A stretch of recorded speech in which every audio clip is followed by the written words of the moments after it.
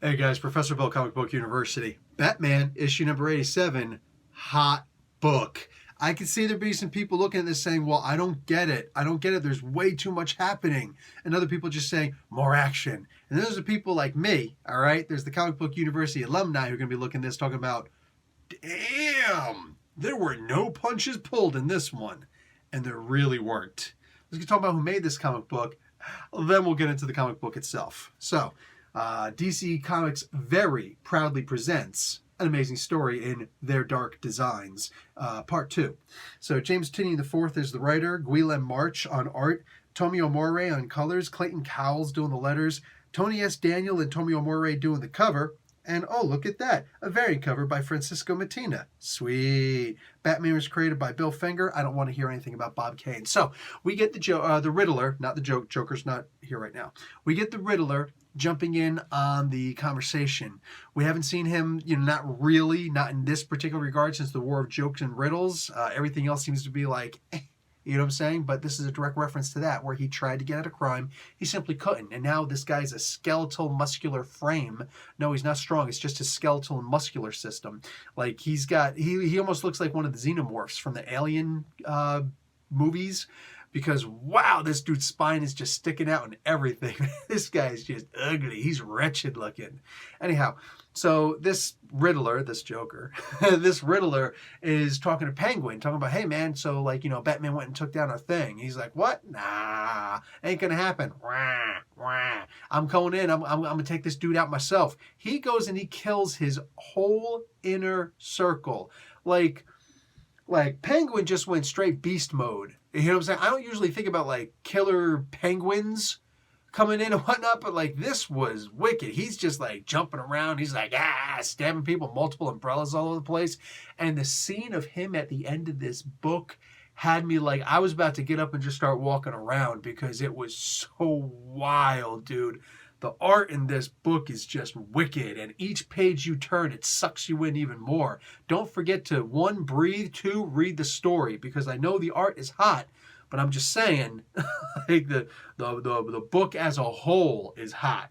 So look, what do you call it? Penguin really looking like old, it looks like they're really trying to get, what's his name, from Asbury Park, New Jersey, also, like me, Danny DeVito. Looks like they're trying to get Danny DeVito to reprise his role as the Penguin up in here, because this looks just like what they would do, in the makeup and CG rooms for Danny DeVito if he were to put the top hat back on. I'm just saying.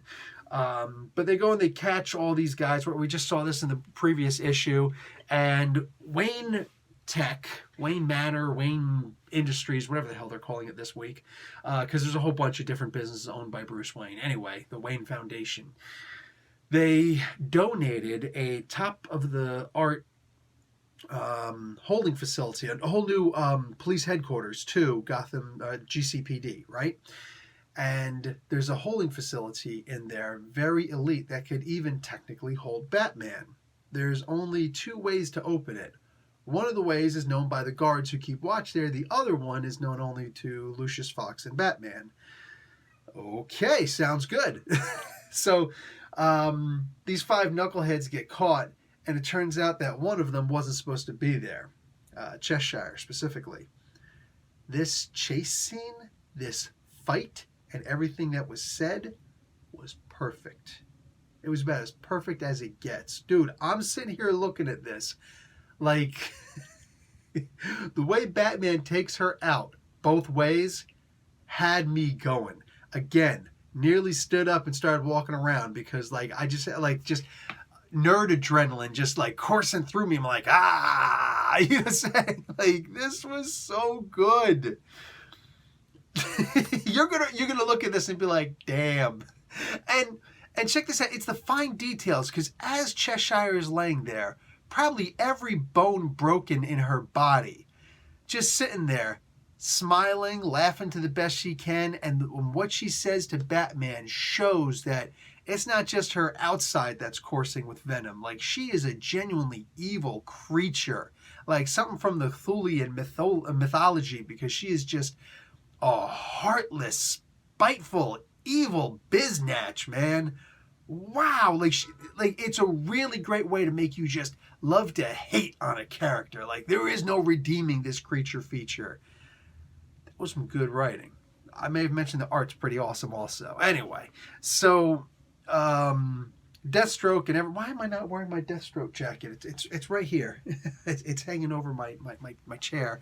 Anyhow, so like Deathstroke is for the most part in charge of these guys. And I don't know how I feel about what happened to the Wayne facility, you know, the new police headquarters, the holding facility, because I look at it as it stands, you know, I'm going to bring up, Tom King during the War of Jokes and Riddles actually had the whole, Bruce Wayne hosting the two rival factions and all of their enemies. And meanwhile, it's only Bruce and Alfred in the mansion that we could tell. Yeah, technically, I guess Bruce could have beaten them all up because, let's face it, he beat them all up multiple times when they were in Arkham. So maybe it would be the same situation, with King writing it. But that's dangerous, bro. You just gave the bad guys, very unpredictable bad guys especially, full access to your home in front of your butler and all that stuff. Batman's not careful. He could wind up getting Alfred killed. Oops, too soon. So anyway, in this particular case, though, it's like he gives away the one thing that would have been his get out of jail free card, his get out of getting murdered by the criminally insane card. It's the idea that he gave up his neutrality. Now, you just donated a new headquarters to the police department. You can't have another meeting between two rival gangs because they're like, you picked sides big time. You acted like you were a neutral party, but look at what you did. You just supplied GCPD with a brand new headquarters and a 9-person holding cell. What's up? So, I mean, there's that. Anyhow, all that being considered, the way that he figures out what he needs to figure out in this book, I love that it's a crime novel again, in many ways, but with pictures. I love that it's a crime book.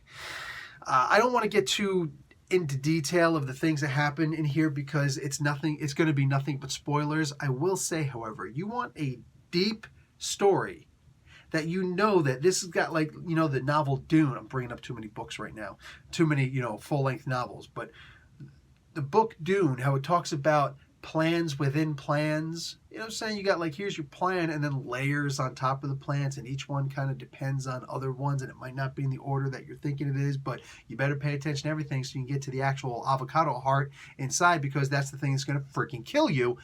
Yeah, that's what's happening here, and you see that, and we only know what Batman knows, which is, with all due respect, exactly the way you're supposed to write a protagonist. It's exactly the right way you're supposed to write the main character of a book, whatever form of media that you're presenting, right? At the end of the day, Batman has a mystery, and every time he thinks he's got it, somebody else is joking about, gotcha, made you look, kept you distracted. And we're right there with Batman thinking, ha, upper hand, crap, that wasn't it. I love that. I love the feeling because that puts me in the story. I right now have my cape, cowl, and all that good stuff, and I'm Batman. I'm getting ready to start, batterating people in the face. So you put them in your knuckles and it's supposed to hurt more. Anyway, that's sick. That's sick. This is the way that you write a story. Did I mention the art was good? Guys, this is wicked. You are going to freaking love this issue. Again, when you get to the end and you see Penguin, it's still a comic book, right? There's got to be some parts in it that make you go, oh, that's just over the top. And this does it. I'm out, guys. That's it for me. Professor Bill, Comic Book University. Class dismissed.